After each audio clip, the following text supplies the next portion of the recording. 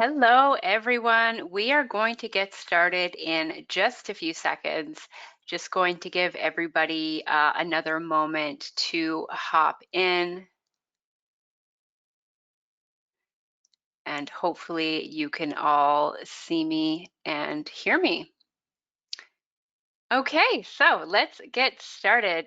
Hello, everybody. Thank you for making the choice to invest in yourself and your business by joining today's CE accredited webinar for financial planning questions that will help your clients prepare for the unexpected.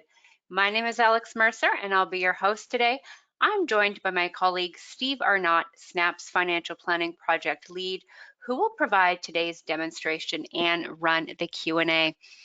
Please make sure you stay for the full session today because we've got an exclusive offer for those of you who stay with us until the end. Before we get started, I'd like to do a quick tech check just to make sure you can all hear me and see my screen. Can you send me a quick yes or even a smiley face in your question tab? Just click the arrow beside the word question and a window will pop up where you can type and hit send. This is exactly how you'll send any questions you have throughout the session. Wonderful. I can see some of those coming in now. Mark, Sagun, Lauren, Reg, Katerina, Whitney, thank you so much. Wonderful to know you can all hear us and see us. So Steve and I have our cameras turned on just to say hello. We are now going to shut them off to give you a full screen view of our presentation. So I'd like to start today with introducing you to today's case study client, Linda Gill. Linda is 53 years young and resides in the beautiful province of British Columbia. We've been working with Linda for years, but after conducting a check-in with her to see how she's doing, we realized she was starting to have some questions and concerns about potential what ifs. We've called Linda into the office today so that we can address her concerns and also reconfirm we have everything in place to ensure she meets her long-term goals, regardless of what may or may not happen. Her questions today are, what if we don't get the rates of return we're expecting? What if I can't save what we've planned? What if I get sick and need to take a leave of absence from work? And what if I want to retire early? We're going to use Snap to help Linda prepare for the unexpected. For those of you who aren't already familiar with us here at Snap Projections, Snap is a Canadian financial planning software and part of the CI family. We help great financial advisors grow their practices and receive more referrals through effective financial planning. As the wealth management industry continues to transform, there are endless opportunities for advisors to lead with financial planning as a way to enhance their service offering, strengthen the relationship with their clients, gain more referrals, and as a result, grow an incredibly successful financial advisory practice. If you're wondering what other advisors have to say after using Snap Projections or how we compare to other solutions, you don't need to look any further than the reviews page on our website.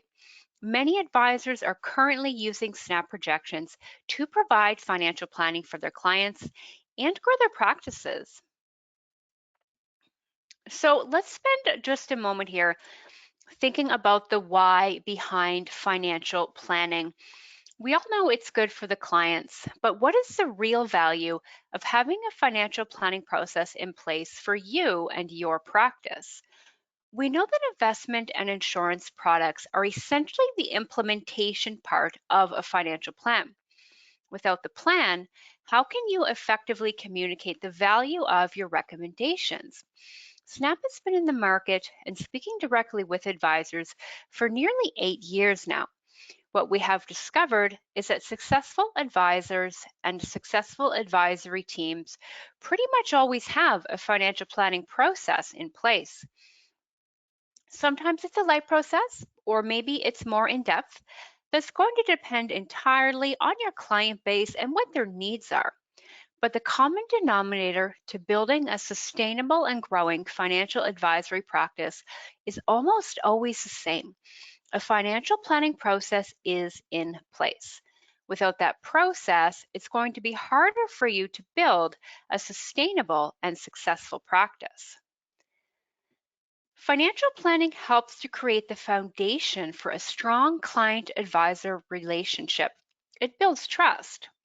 That trust makes it easier to deliver financial advice and provide behavioral coaching so that you can help your clients keep their emotions in check and avoid doing things like buying high and selling low. Since financial planning focuses on addressing direct and practical questions for clients, it drives value. When you're speaking your client's language and meeting them where they're at, they talk about their experience to friends and family, which keeps the referral and client acquisition wheel turning. So, with all that value that is generated from financial planning for both the clients and the practice, why aren't more advisors doing more planning? Here's what advisors tell us. They say that data entry takes them too long. It can easily take hours or even days to collect the information from clients and enter it into a planning platform. Then, once everything has been entered, it still takes them hours to develop the projections. One plan alone can take 15 to 20 hours, and that just isn't scalable for the mass affluent market. Advisors say their clients don't want or understand complex 50-page reports.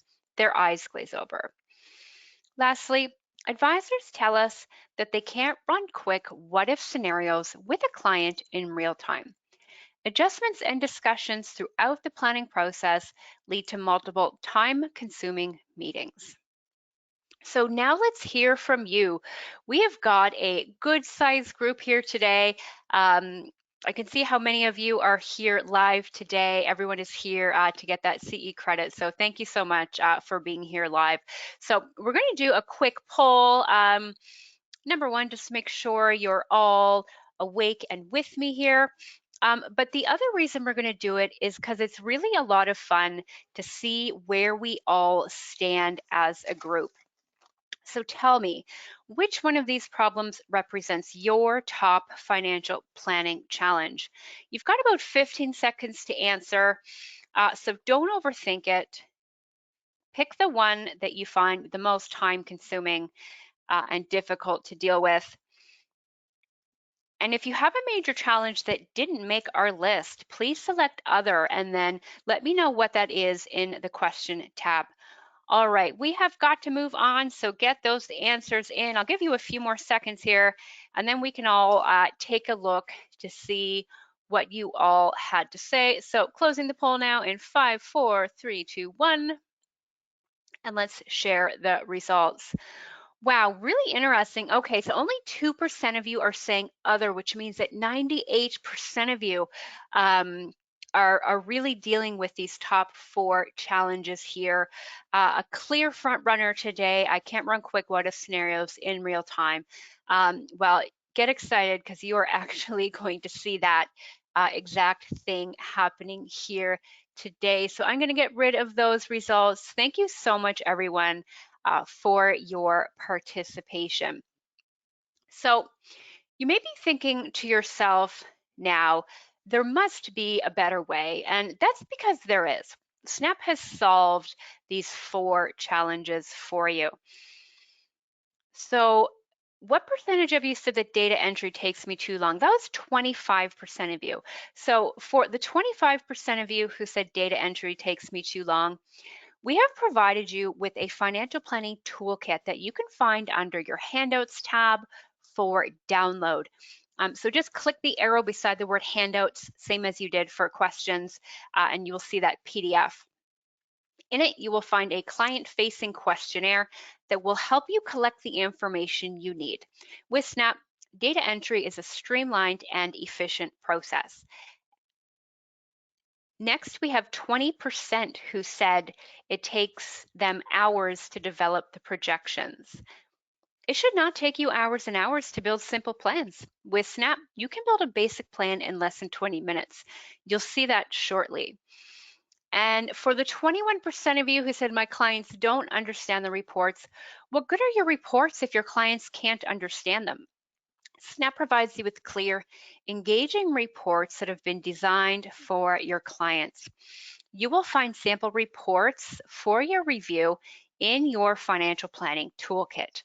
You can also leverage Snap's charts to provide interactive live presentations that will demonstrate how your plan helps your client meet their goals. You're going to see these charts live in action here today. And lastly, for the 32% of you who said you couldn't run quick what if scenarios, as I just said, you're about to see this live here. With Snap, you can build multiple what if scenarios in real time. A few clicks, a few seconds, that's it. So the reason that Snap can address these challenges for you is simple. This is a financial planning software that was designed with advisors for advisors. We believe there are 4 core elements that are absolute essentials for any good financial planning software. Critical element number 1 is transparency. When you need to explain something to your clients, you need to first be able to understand it yourself. I talk with advisors all the time who tell me that if they cannot see how the numbers are being calculated, they feel uncomfortable presenting the plan to their clients. It doesn't mean they need to run every calculation, but they need to be able to understand how the numbers were generated so they can conduct an audit if they need to. Some platforms almost seem to hide the calculations, so advisors have no way of verifying the numbers. There's just no transparency. Next comes flexibility, customization, and control. Your clients' lives can be very complex at times, and it can become difficult to model. As the advisor, you need to have a very high level of flexibility and control over the software if you want to model those lives accurately and make the plan personal for your client. For example, you should not have to lump multiple TFSAs together because your software isn't flexible enough to allow for multiple account types. Those types of restriction can seem insignificant at first, but are often found in practice to make data entry cumbersome and create confusion for clients. Next, good financial planning software must be easy to learn and easy to use. Lack of ease of use is one of the biggest barriers to software adoption. If it's hard to use or the learning curve is steep, no one wants it. It's that simple. Last, but certainly not least, comes customer support and service. Here at Snap, we provide industry-leading customer support because we know it is a crucial component to your success. Our team provides dedicated one-on-one training sessions and regularly hosts drop-in sessions and live webinar tutorials. We understand that when you need help, you need it right away. Plus, the team will screen share to ensure the best possible experience. If you have used other planning software before, it will come as no surprise to you that screen sharing is not an industry norm in the financial planning software support space. So what you're about to see here, as I hand this over to Steve, is that Snap will show you where the numbers are coming from. You'll see how much flexibility and control you have within the software and how straightforward learning to use the program will be. Before we jump into the case study, Steve will start with showing you the basic profile setup in Snap Projections. As an existing client, we would typically already have this set up for Linda, but I want you to be able to see the entire process from start to finish. You're about to see how simple, transparent, and flexible creating financial plans can be. To run a simple projection and answer some basic questions, we just need to enter a few data points: name, date of birth, province of residence, income, current asset holdings, and any planned contributions. That's it. And what you'll see here is that this data entry process is only going to take Steve about 7 minutes, and that includes him taking the time to explain the steps as he goes. You'll see that with Snap, we can be quick and simple, or we can conduct comprehensive financial planning. So I'll get Steve to take over now and log into Snap. Terrific. Thanks so much, Alex, and thank you everyone for joining us today. Snap Projections is a web-based platform, which means that you can sign into your account from any Chrome browser on any computer without the need for downloads. You'll go to snapprojections.com, and then in the top right corner, you'll have the option to click Login to enter in your username and password. You'll also have the option to enable a multi-factor authentication for added security. I've entered all of that during today's session, so I'll just click Login and be taken directly into the software. I land initially on our clients page, which is where I can see all of the projections that I've created in the past for clients. As Alex mentioned, because Linda's already an existing client, I would typically already have a plan created for her, but we're going to show you that whole process today. You can click on any of your clients' names in order to access their plans, create additional what-if scenarios, and then create client reports that you can share with them. Today, I'm going to click Add New Client, and we'll start the plan creation process for Linda. I'll enter in her first and last name, date of birth, and province of residence. Right now, Linda's living in British Columbia, so we'll click Next and go to the General Settings page. You'll see in the top left that there are 3 key areas to the Snap software. There's the scenario setup pages that we're going to progress through shortly on the left. This is where you can enter things like expenses, incomes, assets.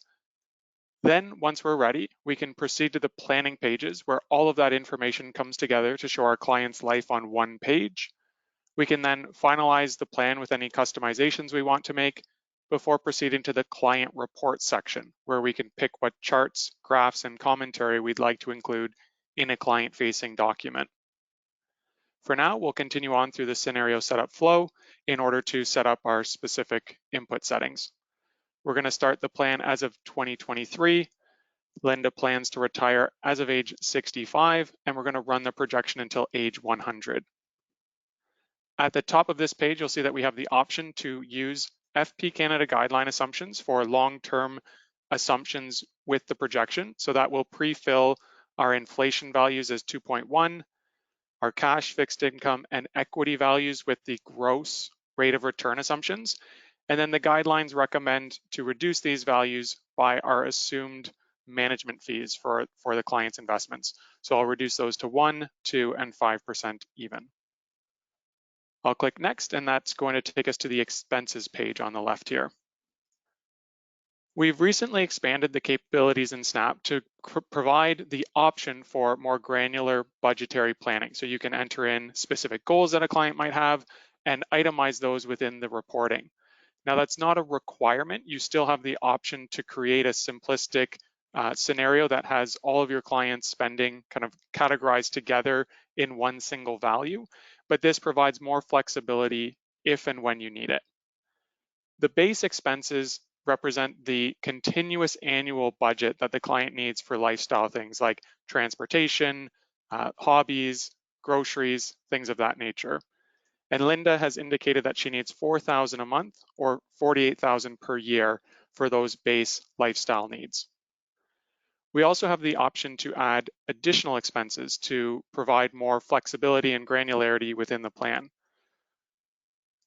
Linda's looking for additional travel of $10,000 per year once she retires, so we can input that here. So we have $10,000 a year. We can index that expense with the rate of inflation, similar to how the base expenses is going to be treated in the plan, or we could enter a specific percentage that we want to index that expense by each year. I'll leave that as indexed to inflation. We're going to start that at age 65 and continue until age 74. We'll have that expense every year of the plan for that period, and we're going to highlight it in our client report so that we can draw attention to that very important goal for Linda. We do have the option to add other expenses. Common examples are if a client wants to purchase a new car every 7 years, or if they want to show a gift to their kids, on a one-time basis, we can model those transactions in order to show the cash flows and call them out in the reporting. But for Linda's case, these are the two main goals that she's tracking towards. So we'll click next and go to incomes. Here we have the employment income, which Linda is currently earning $115,000 per year. Conservatively, the default indexing rate is 0%, but you can once again delete the percentage in order to link it directly to the plan's general inflation rate. We're entering this as employment income, so that SNAP will deduct CPP and EI automatically. It's going to be taxed appropriately, earn additional RSP room, and it's going to run until the end of the year that Linda turns 64. We could add additional income if we wanted. For instance, if she had a rental property, we could add that here, and we could add a defined benefit pension plan if she has one. In this case, I'll click next and go to the assets page. You'll see that by default, SNAP adds a $0 non-registered account, and it does this for two main purposes. One, if the client doesn't already have a non-registered investment account, sometimes in the future, they may come into cash flow that needs somewhere to go within the projection. So if they sell their home in retirement, or if their pension income and RIF income is expected to be more than they need, then we'll have this non-registered account available for those future surpluses to be allocated towards. The other thing it does is it helps us understand how setting the account's asset allocation will determine a total return for the portfolio. So when entering in a plan, these are the key values that the software is going to need. In this case, because Linda already has a non-registered account, I'm going to delete the default and we'll just input those accounts ourselves. She has a non-reg with currently $100,000, and that's invested with 30% fixed income and 70% equity. We can see that our rate of return assumptions have been pre-populated from our general settings page, and that the total portfolio return is the weighted average based off of our asset allocation. We do have the option on an account by account basis to adjust the rate of return assumption. So if you wanted to, for a specific account, assume that equity would earn higher or lower than your average, you could customize that on an account by account basis. I'll click add account and we'll enter in a TFSA that currently has $80,000, similarly invested as 30% fixed income and 70% equity. And then she also has an RRSP with 300,000 invested as 30% and 70%. Across the top of the table, you'll see that we have tabs for each of the registered account types. If I click on TFSA, you'll see that I have additional optional settings that I can customize within the plan. This is a common theme that you'll see throughout the SNAP software. As Alex mentioned, we have the ability to create a simple 15-minute projection with conservative base assumptions kind of out of the box, or we have the option for you to come in and customize these more granular settings in order to create a truly comprehensive and customized plan for your client's case. So if you have the time and resources to do comprehensive planning, you have that option. If you want to create a very valuable base projection that you can have a conversation with your client about, you don't need to worry about these additional settings. They'll be pre-populated with conservative base assumptions. I'll leave the TFSA room as it is, so that she just has the room for 2023. And then for the RRSP, I'm going to adjust her contribution room based off of her most recent notice of assessment, which showed $30,000 of current room. We have the option to add things like pension adjustment, customize the RIF withdrawal calculation based off of the younger spouse, and then we can convert each RSP account to a RIF in any given year of the plan. I'll go back to the table of capital assets and scroll down to the real assets section so that we can add in her home, which has a current value of $650,000 and a cost of $400,000. We'll assume that that appreciates at the rate of inflation in the plan, and there's no capital gains as it's her primary residence. We do have the option to sell or buy a property in any year of the plan.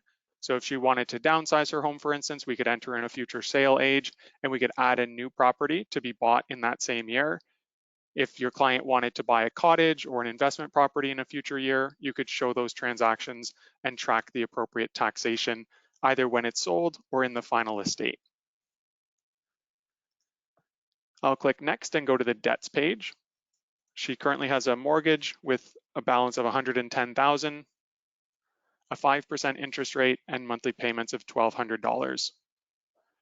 We can link that to the home in the plan so that if we sell the property at any point, SNAP will repay the mortgage if there's an outstanding balance before using the proceeds for any other purpose in the plan. Clicking next once more, we'll go to the government benefits page.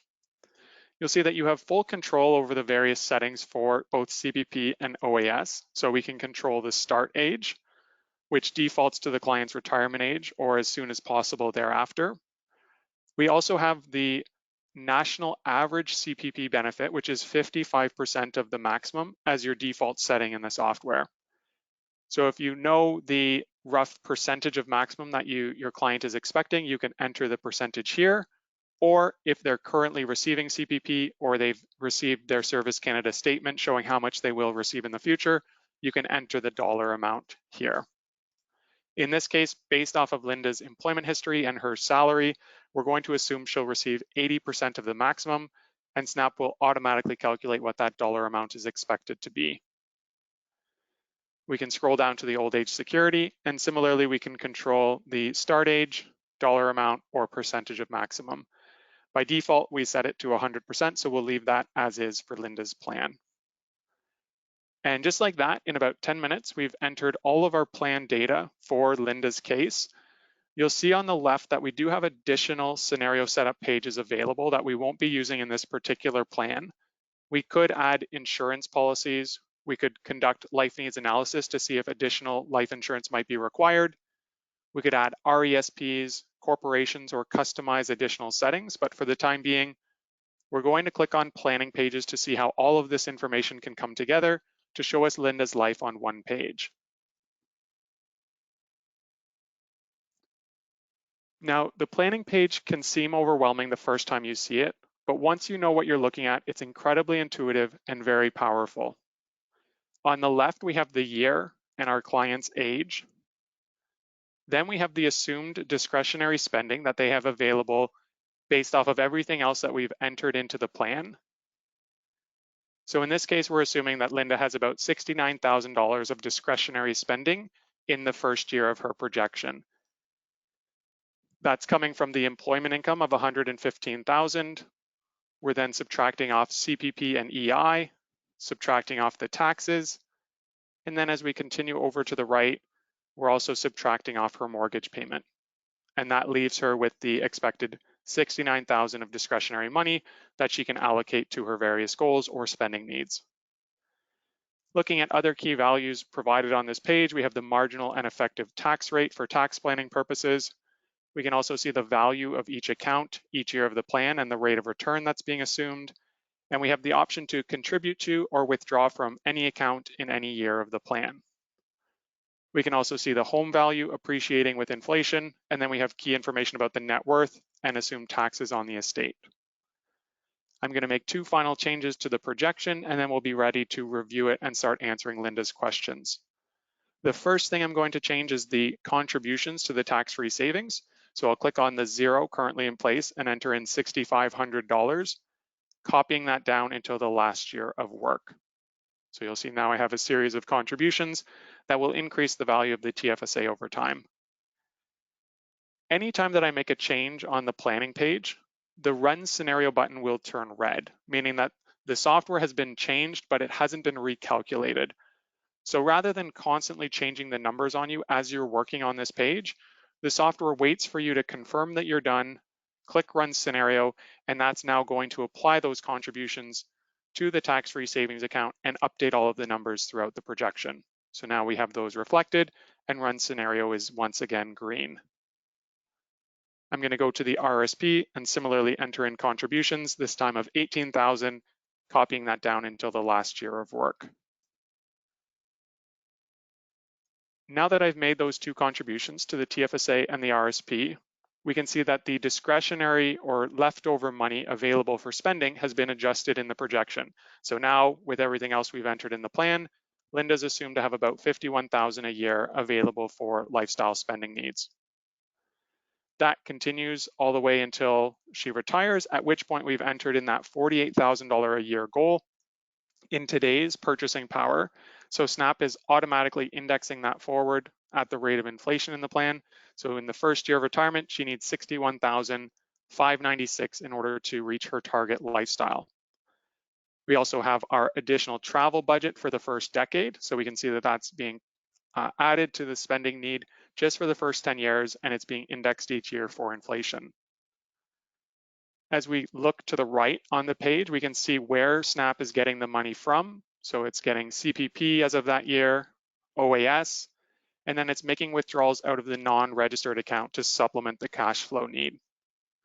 Once it runs out of non-registered money, it moves over and starts using tax-free savings until the RIF minimum kicks in, at which point we start withdrawing from both the TFSA and the RIF. Then once we see that the additional travel expense has dropped, now we have enough money from the government benefits and the RIF, and we're actually making small contributions into the TFSA for a few years until our inflation adjustment catches up, and we're now withdrawing once again from both of our accounts. As of the final year of the plan, we have about $92,000 left in the RSP, and we have the home owned outright in the plan. So this is our base scenario for Linda. We can also take a look at this in the form of various charts by clicking on charts in the top right corner. So here we have the spending. We can start with the base spending, which is kind of her consistent lifestyle spending need each year of the plan. It's fairly consistent except for the last few years where it starts to increase because she's now repaid her mortgage and she has a bit more discretionary spending available. So we could have a conversation with her about whether she wants to save that extra or if she has any specific spending goals going into retirement that she'd like to use it on. We can see here that's when the mortgage is repaid, those debt payments stop for the last couple of years. We can also see income taxes, the contributions to capital assets, and then the additional travel budget that we've allocated. Scrolling down, we can see where the money is coming from each year of the plan. So it's initially employment income, and then a combination of government benefits and withdrawals out of the capital assets. And then looking at the net worth, we can see a breakout across her various assets and the debt outstanding in the plan. And all of these charts are fully interactive, so you can actually check or uncheck items within the legend in order to customize the chart for specific conversations. So this is looking more at her liquid net worth, all of her available investments and debt, and how that's used throughout the plan to achieve her target spending. So now that we're done with the first plan, I'm just going to update the title with a bit more detail.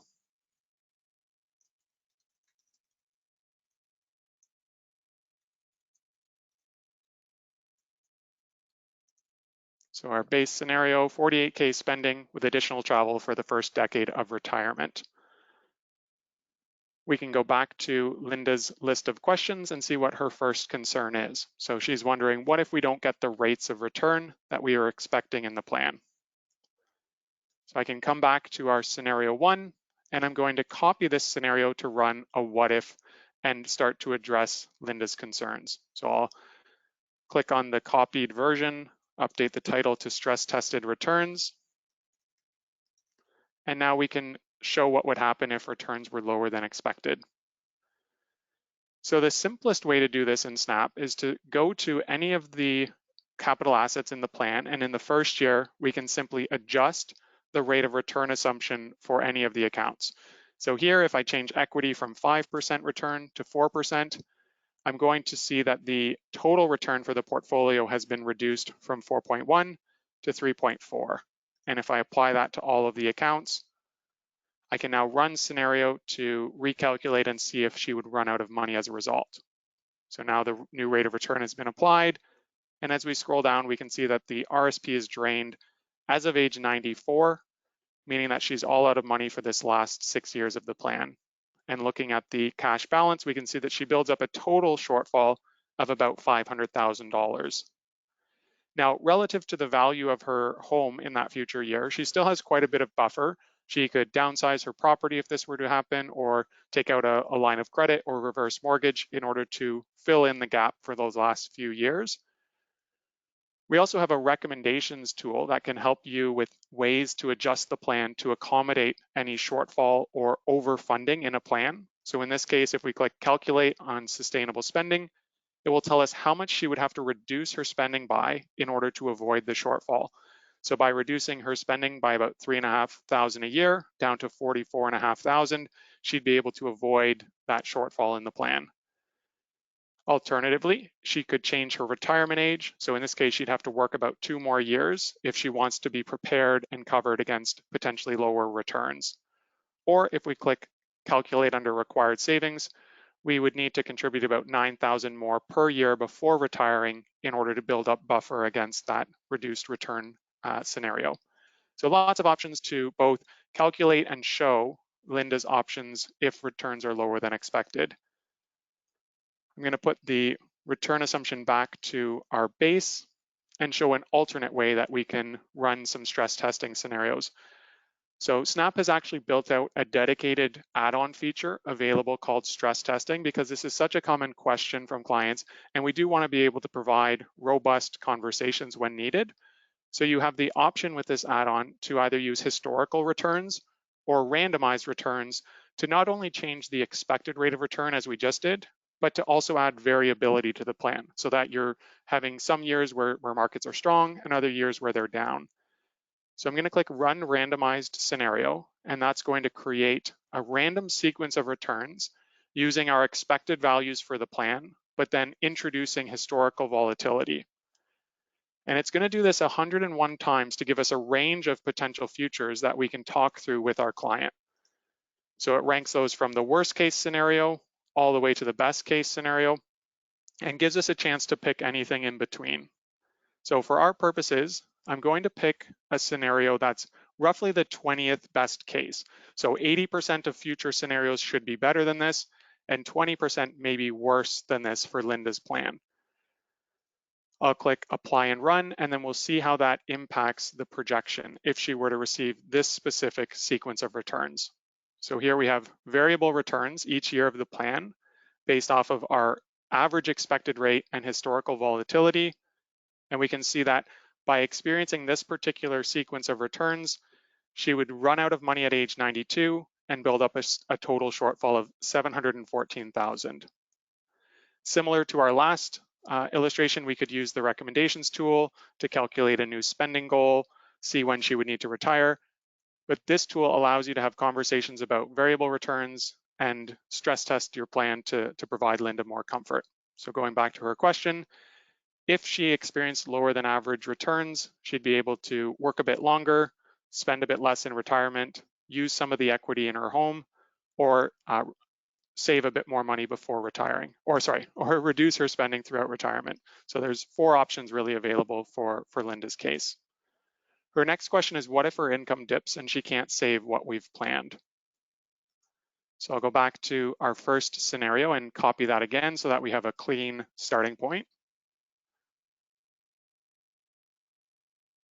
And I'll click on the title and call this Scenario 3, Reduced Savings. And what Linda's wondering is if she changes careers next year, her salary would drop from about $117,000 down to $90,000 and index with inflation from that point forward. And if she did that and tried to continue saving at the same rate, we can see that she'd have very little available for discretionary spending. She'd have to drop her lifestyle by about $20,000 a year. So what we would assume instead is that she'd cut back on some of her savings. So she'd change her TFSA contributions to $4,000 and her RSP contributions to $9,000 per year. And now with those reduced savings, she'd only need to adjust her lifestyle by about $10,000 a year instead of the full 20 that we were showing initially. Once she retires, she'd be able to spend until about age 94 before running into shortfalls and building up a total debt of about $500,000. So once again, we could use the recommendations tool to calculate things like the sustainable spending. So if she dropped her target spending goal in retirement to $44,000, she should be able to avoid the shortfall that we're currently showing in the plan. And if you want, you can click apply and run to any of these assumptions, and it will actually update your plan in order to show that result in the projection. Coming back to Linda's set of questions, we can explain that while the reduced savings would have a small impact on her spendability in retirement, she does have some flexibility either to work a bit longer, spend a bit less in retirement, or once again, use some equity from the home. Her next question is, what if she gets sick and needs to take a leave of absence from work? So we'll come back to scenario 1, copy that scenario, and then retitle this to scenario 4, reduced income. And one way that we can illustrate this with Linda is to assume that for 2025 and 2026, that her employment income is going to drop to 0. So if she had to take time off of work, now we're not going to factor in things like EI or any other small amount of income that she might be receiving. We're just going to illustrate what would happen if she needed to fully rely on her investments to see her through that period of spending.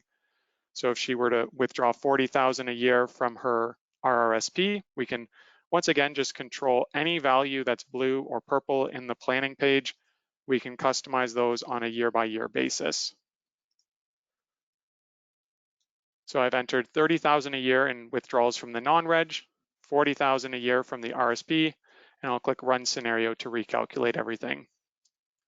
And now we can see that her spending goes to about $41,000 for those 2 years, and she'd, once again, if we scroll down, she'd start to run out of money as of age 88. Because we're making fairly sizable withdrawals out of her investments, it's going to have a major impact on her plan.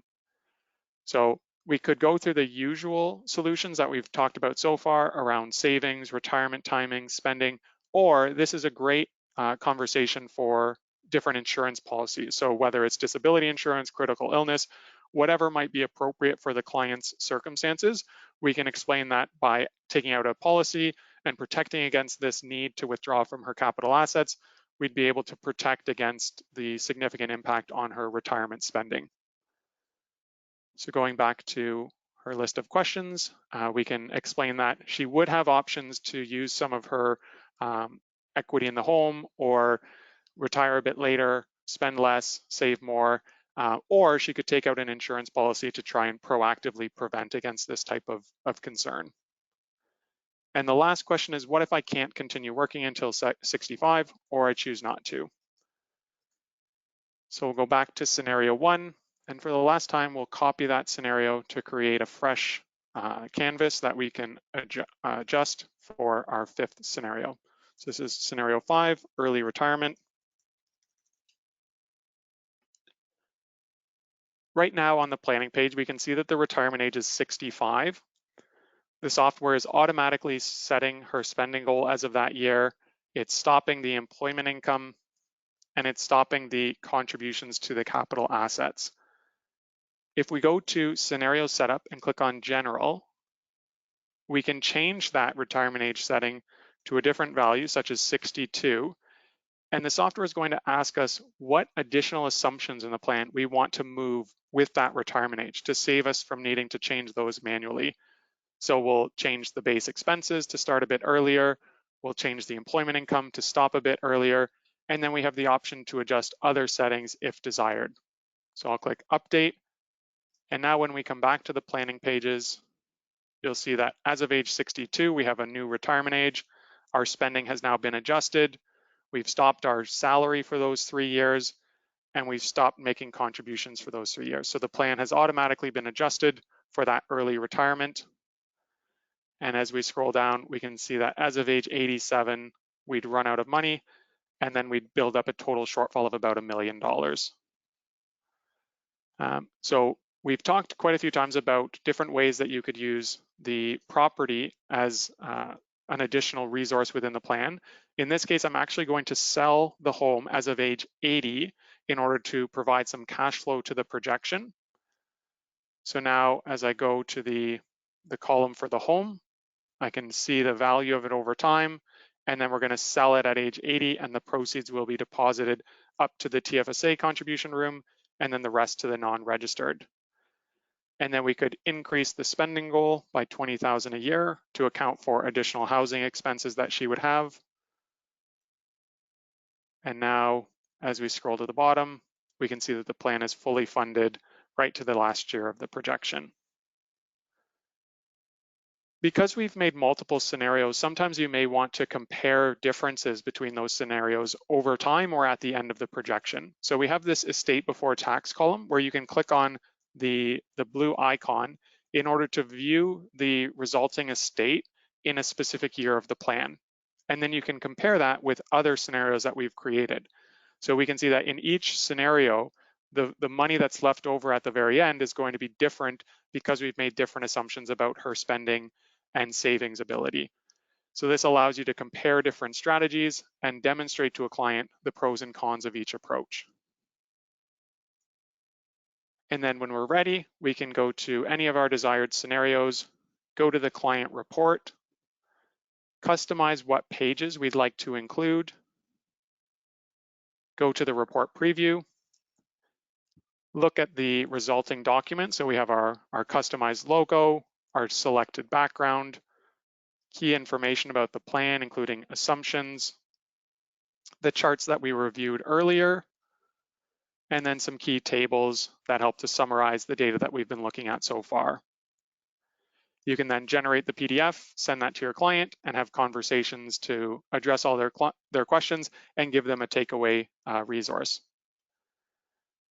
Now, we have had to move quite quickly through the software today to show you all of the capabilities that we wanted to cover. Once you sign up for your free trial, you do have immediate access to our help site. So in the top right, you can click on Help, go to the Help Center. You can access all of our webinar recordings. So we've done previous deep dives into each of the key features for your review. So you can learn about how to present Snap to your clients, how to use the automated recommendations tool, the stress testing add-on that we reviewed, or you can type in key terms like inheritance and find articles with step-by-step instructions on inputting those transactions in your plan. And anytime that you get stuck, you can give us a call, send us an email, and we'll be happy to help. With that, I'm going to pass it back over to Alex so that she can walk us through a few next steps and then open it up for questions. Wow, Steve, thank you so much. That was incredible to watch you address all of those questions and create 5 scenarios so efficiently.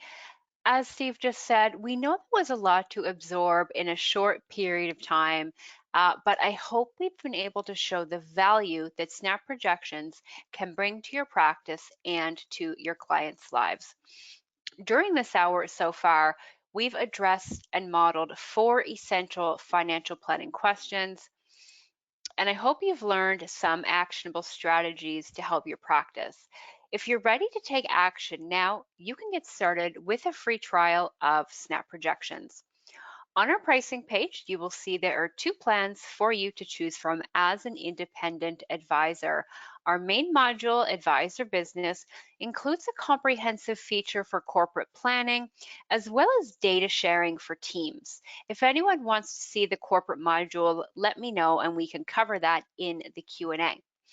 Stress testing is currently our only paid add-on, but it's free during that 14-day trial, so make sure you enable it right away. I'm going to drop the link to access this page into the chat. So that should be there for you now. So you can open up the chat again, just click the arrow beside the word chat. And you have that link there now. So click on that now so you have this open on your device before the session closes out. And this will be sent via email as well.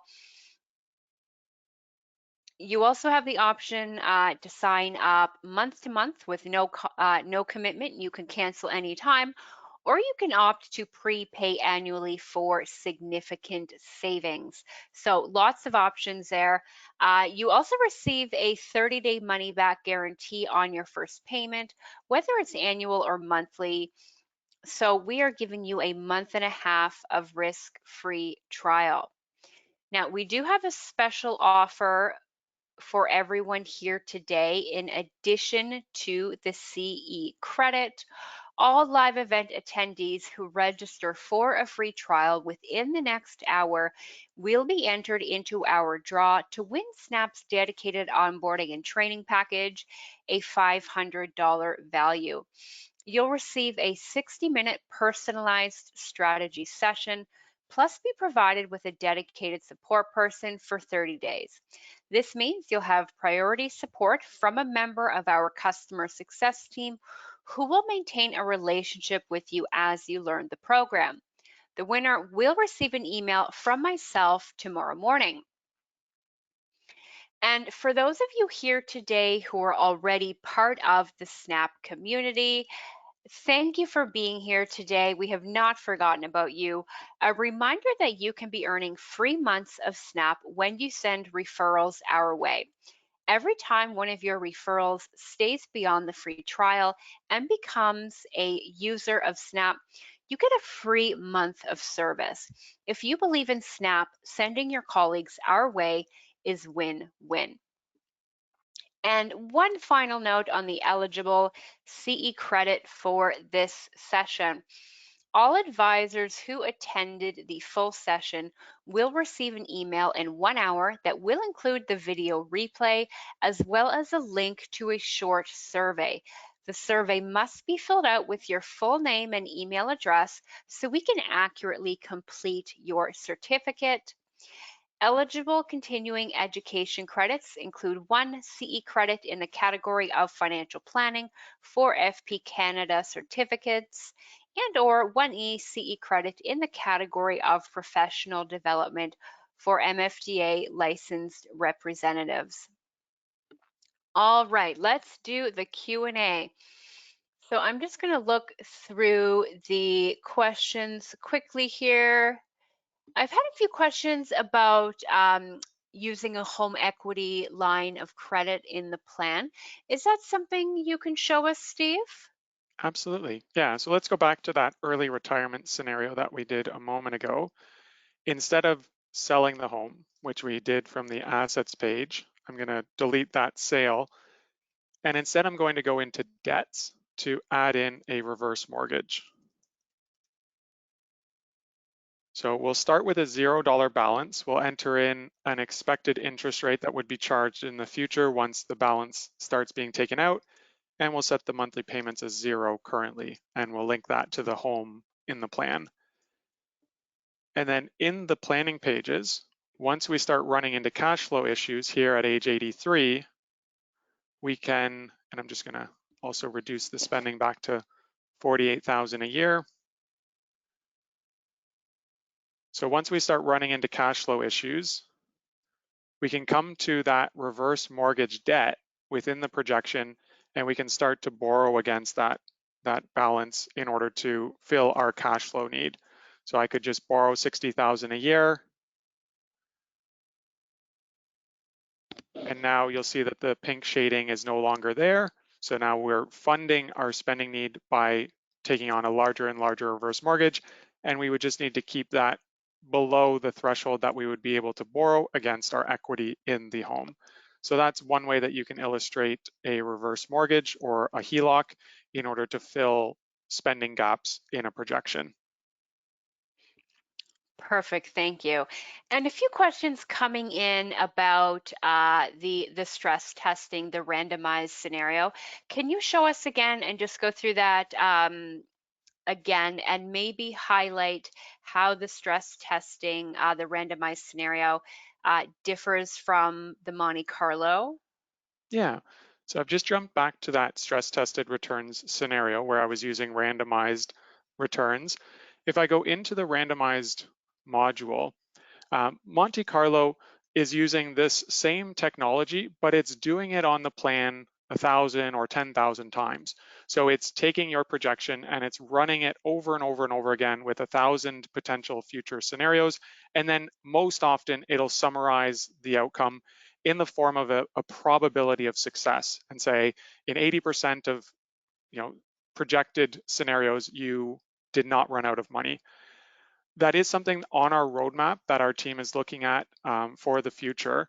For the time being, the main advantage of this type of scenario where we're looking at one specific sequence of return is that for some clients, it's easier to understand, see, and digest. So what's happening here is we're really looking at just one potential future rate sequence. And so we can say that because these rates of return are variable and because they're slightly lower than what we're expecting on average, that's what's causing the returns or the plan to run out of money early. So we're able to actually look at a specific projection with a selected rate of return and then have a conversation with our client about sequence of return risk, volatility, and then we can also use this plan to model strategies that might help in these types of markets. So whether it's modeling a cash wedge where the client has extra money to buffer through down markets, or whether we're changing the scenario asset allocation going into retirement, we can model those types of scenarios on top of this selected return.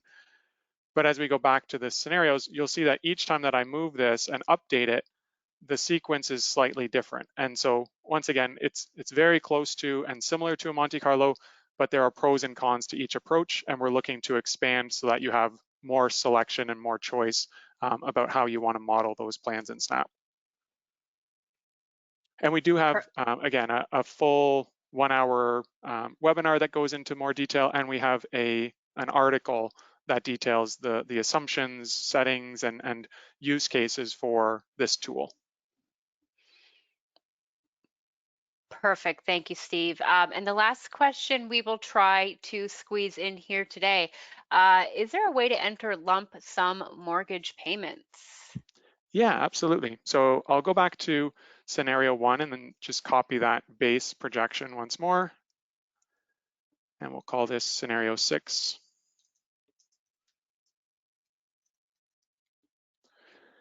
So as I showed in our first planning page summary, we can see the mortgage and the amount paid each year of the plan.